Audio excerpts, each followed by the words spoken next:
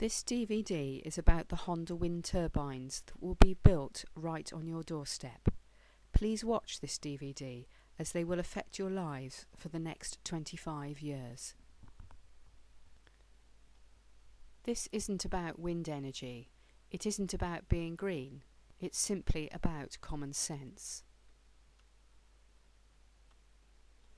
This is about the inappropriate siting of 3 massive wind turbines right next door to 5,000 homes in Swindon.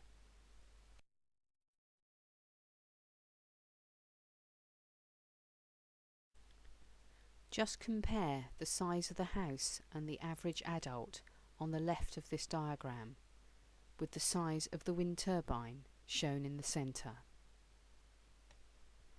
This is about 3 industrial wind turbines being sited too close to your home. This is about your health and safety being put at risk. This is about your home being devalued. You need to understand the risks you face. If they are approved, it will be too late. The sound you are about to hear is that of a single wind turbine. The turbine you can hear is smaller than the proposed Honda turbines.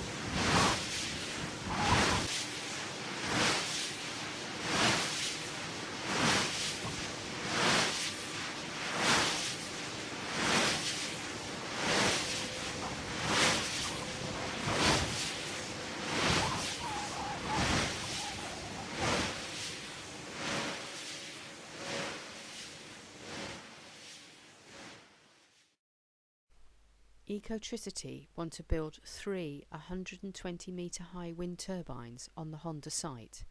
That's 3 turbines nearly 400 feet tall.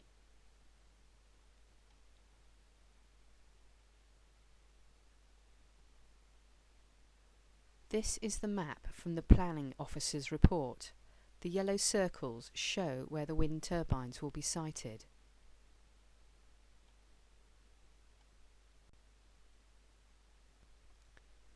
These are 2 similar turbines that Ecotricity has installed at the Michelin factory in Dundee.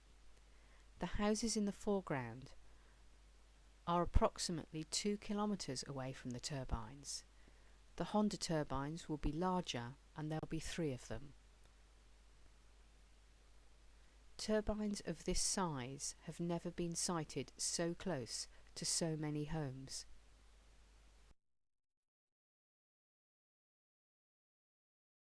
A wind turbine is a giant moving machine that creates noise, vibration, shadow flicker and reflected light.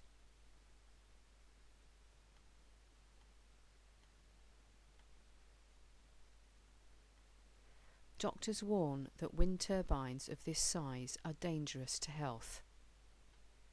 Independent researchers are calling for a minimum setback distance of 2 kilometres between wind turbines and homes. 5,000 Swindon homes are within this 2 kilometre distance. 1,100 homes are within just 1,000 metres. Some are only 319 metres away. Due to the risks, many MPs are seeking legislation to prevent turbines of this size from being built so close to homes, but this won't happen in time to prevent Swindon homes from being blighted. Each turbine will emit 105 decibels of noise. The World Health Organization advises that sleep disturbance starts at just 30. Even at almost 1¼ miles away, the noise will be 30 decibels.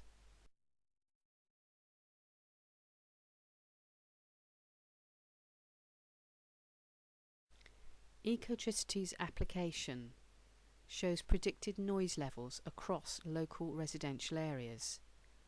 Predicted levels range from 30 decibels to 55 decibels. Where do you live? Will you be able to sleep at night? Take a look at the map for yourself.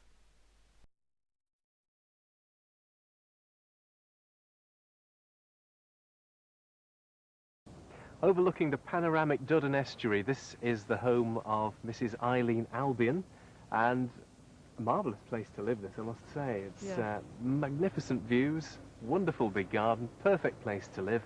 But there's one thing that perhaps spoils it, and that was the arrival of the wind turbines just under 4 years ago. These changed your life, I believe. Explain to us how. Well, it's been very stressful. Really, it dictates our way of life as to whether we can be inside, outside, or, you know, it's just been horrendous, really. The thing is, though, from where I'm stood at the moment, you can't see a wind turbine.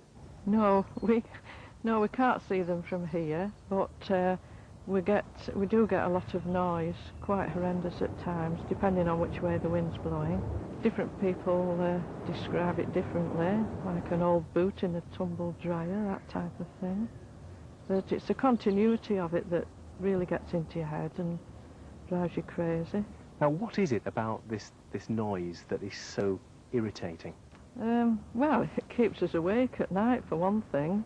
We sit round the table drinking cups of tea in the middle of the night because we can't sleep for it, and my husband has to have the windows open because he has asthma, but we can't do that on certain nights, and it just affects your whole life, really. What do you think can be done, and what should happen next? Well, it's such a big problem that I can't really see them doing anything but taking them away to give us back our quality of life that we had in the first place, because this is all we've asked for all the way along. We want our quality of life back. Well, we're gazing upon these wind turbines. They look quiet, they look graceful. What's the problem? Problem? At the moment, there's no problem because they're not working. As soon as they start working, they create a nuisance. Noise, shadow flicker, glinting, reflection. The only time that no one is getting any of those nuisances is when they're stopped, like this. Steve Laneson is an engineer who moved to the area just a few years before the wind turbines were built. Now, you've been experiencing problems caused by the wind turbines from very early on. What were those problems initially? The noise has been probably the worst problem created. We've been unable to enjoy the garden to the same extent that we used to be able to. It's very peaceful here, yet when the turbines are thrashing away, it's very difficult to stay outside. We find it makes you irritable, and the constant noise, it reaches a crescendo, then dies away, and then starts again and dies away. It's very stressful. The shadow flicker problem occurs when you go inside the house. It turns the rooms into a stroboscopic disco effect, and the only thing you can do is either move to a different room or shut the curtains, which is not something you should have to do on a summer's evening. It's something that we wouldn't wish on anybody else. I can't come to terms with this, living with this noise for the next 20 years, and the thought of that happening is beyond my comprehension at the moment. I'm not focusing on that at all. I'm focusing on getting the problem sorted out. Ill Wind has identified 13 instances where the predicted noise does not meet the required noise standards, national planning policies, planning inspectorate precedents, and the Swindon local plan. However, the planning department is still recommending that the turbines are built. Physical safety is an issue, as the tips of large turbine blades can travel at almost 200 miles an hour. If a blade breaks or shatters, pieces can travel hundreds of yards over a wide area. There are reports of pieces travelling for more than 1,200 yards. In 2009, a wind turbine at Ecotricity's Conisholm Wind Park suffered a catastrophic failure and lost one of its blades. If a similar event occurred at the Honda site, residents could be seriously injured or even killed. Thousands of residents will be living close to these turbines, and there is a primary school less than 1,000 yards away. Wind turbines do catch fire, but due to their great height and the massive moving parts involved and falling debris, local fire services cannot fight the fire. Instead, they have to sit and watch them burn out. Imagine this happening at the Honda site, where just 900 feet away there are residential homes, with up to 5,000 families living within a radius of only 2,000 yards of the turbines. Is it worth risking our lives for turbines that Honda say would typically only generate enough electricity to provide half the power the plant needs when it's not producing any cars? Shadow flicker occurs as the blades of the turbine obscure the sun, causing a strobe effect. This can affect homes within 820 metres of the turbines. So where do you live? Will you be affected by shadow flicker? Take a look at the map. The application states that 428 homes will be affected by shadow flicker. The planning department claim that the turbines will be pre-programmed to switch off when shadow flicker is likely to occur. But inspection of the proposed condition used to enforce this shows this statement is untrue. The pre-programming only applies to the worst case scenario assessment. This worst case assessment covers only 40 out of the 428 properties that will be affected by shadow flicker. So for 94% of the properties that will be affected, the turbines will enter service with shadow flicker being unmitigated. For the 388 properties identified and any others that may suffer from these effects, the condition transfers responsibility for monitoring shadow flicker from the developer to the residents. Affected residents are required to keep a log for 2 weeks and then submit it to the planning authority, who will pass the information to Ecotricity. Only if Ecotricity then agree that shadow flicker is occurring will the turbines be pre-programmed to shut off at such times. This is despite Ecotricity having already identified that these homes will suffer from shadow flicker. The turbines will commence operation with no mitigation of the shadow flicker in place for at least 388 homes. The proposed mitigation is in clear breach of the government's National Planning Policy Statement 22 and Swindon's Local Plan Policy CF12, which both require residents to suffer no adverse effect from shadow flicker.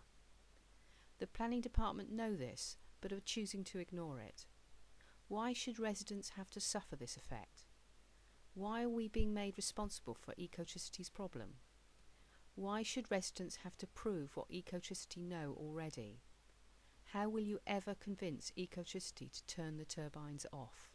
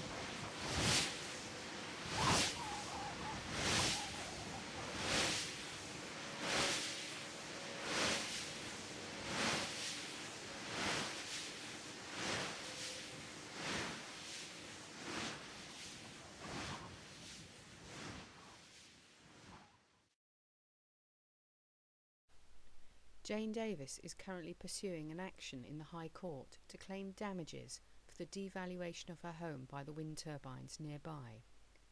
The devaluation was confirmed by a council tax valuation tribunal in 2008. The tribunal stated, "Case law and experience elsewhere had shown that dwellings which were located in close proximity to wind farms had seen their property prices drop by around 20%. You can look her case up on the internet.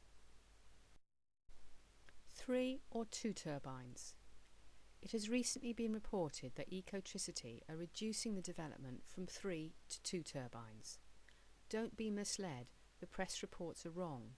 Ecotricity are still applying to build 3 wind turbines.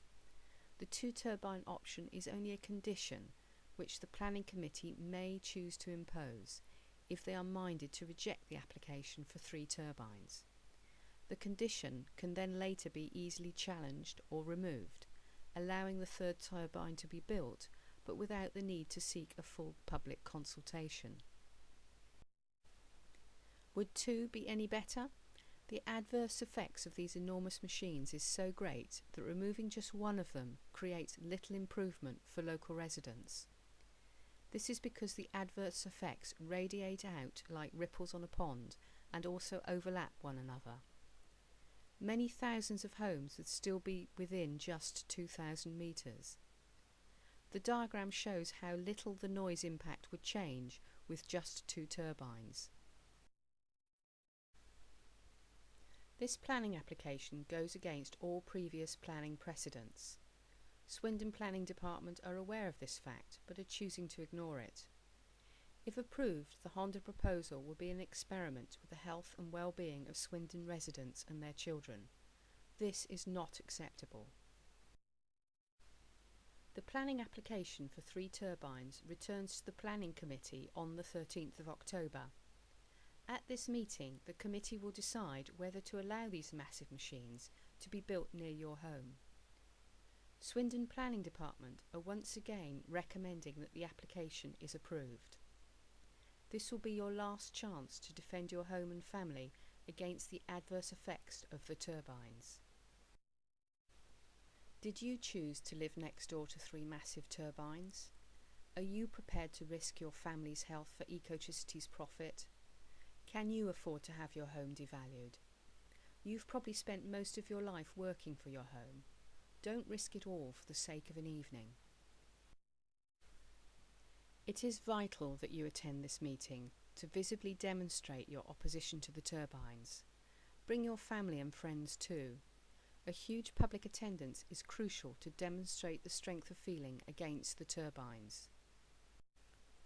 Thursday, October the 13th at the Wyvern Theatre, 6 p.m. start. Doors open at 5 p.m. Arrive early. Together we can stop them. For further information, visit our website at illwind.co.uk. Thank you for taking the time to watch our DVD.